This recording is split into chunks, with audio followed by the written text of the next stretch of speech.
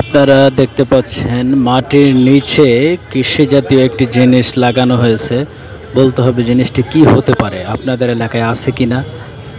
বিষয়টা অনেক বড় হয়, এটা বড় হলে আমি নাম বলবো না, কিন্তু এভাবে মাটির নিচে লাগানো হয়। দেখি কে কে চিনতে পারেন আপনারা।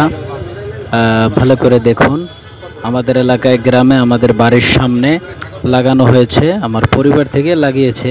অনেকেই লাগায় গ্রামে বাড়ির আশেপাশে। আপনারা কমেন্টস করে বলবেন যে এখানে আসলে কি লাগানো হয়েছে, দেখি কে কে বলতে পারেন।